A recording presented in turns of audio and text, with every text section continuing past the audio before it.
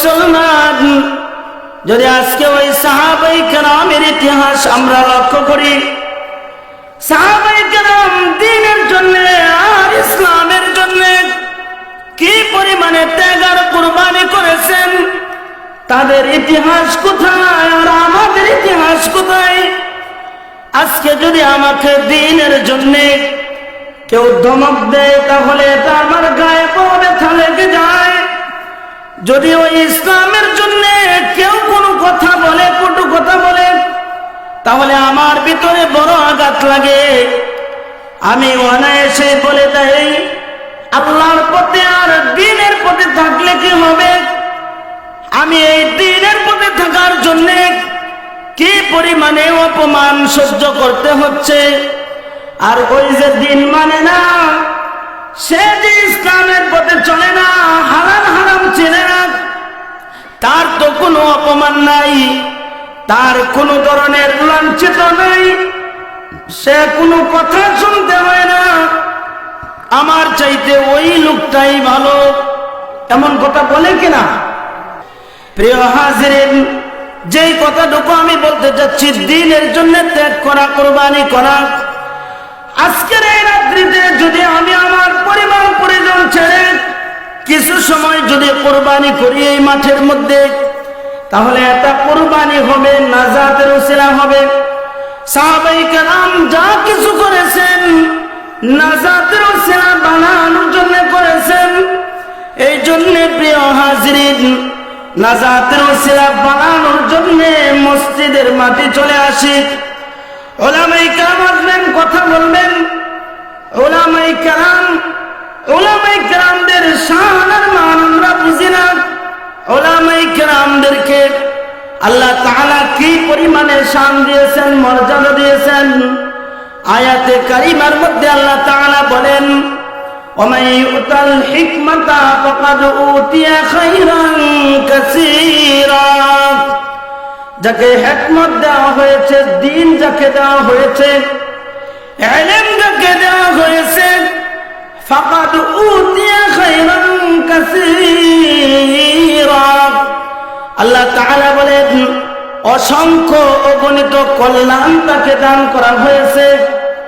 অসংখ্য অগণিত কল্যাণ তাকে দান করা হয়েছে।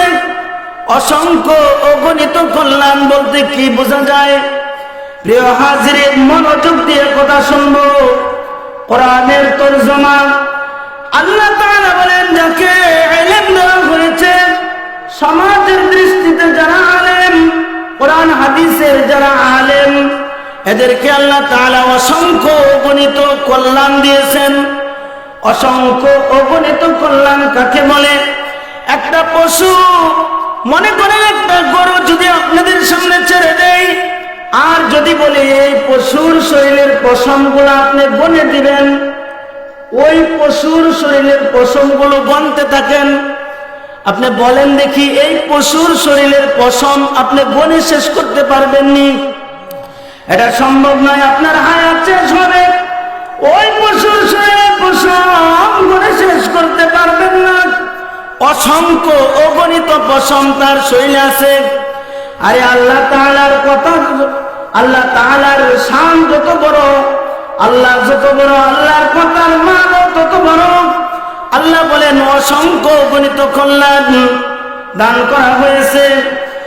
যদি আমরা যৌক্তিক দৃষ্টিতে লক্ষ্য করি, হে প্রিয় হাজিরিন, তাহলে এই জিনিসটা সুস্পষ্ট যে কেউ আলেম হইতে পারে না, যে কেউ হাফেজ হইতে পারে না।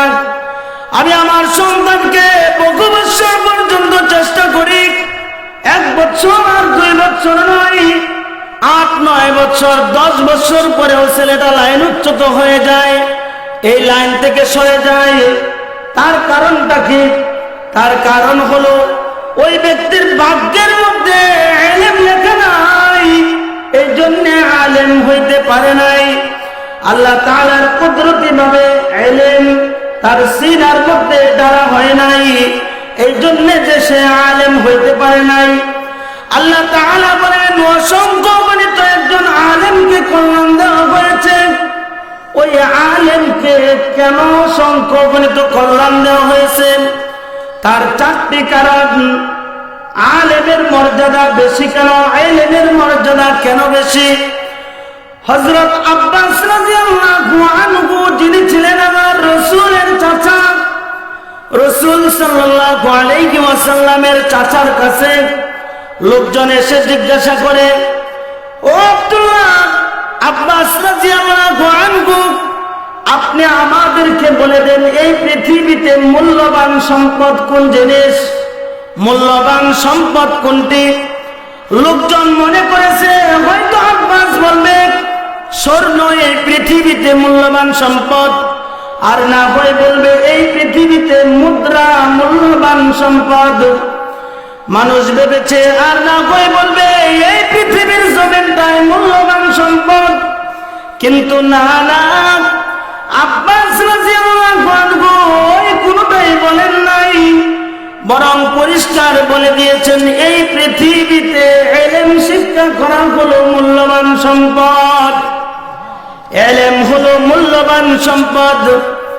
হযরত আব্বাস রাদিয়াল্লাহু আনহু বলেন ইলম মূল্যবান সম্পদ কেন? তার চারটি কারণ।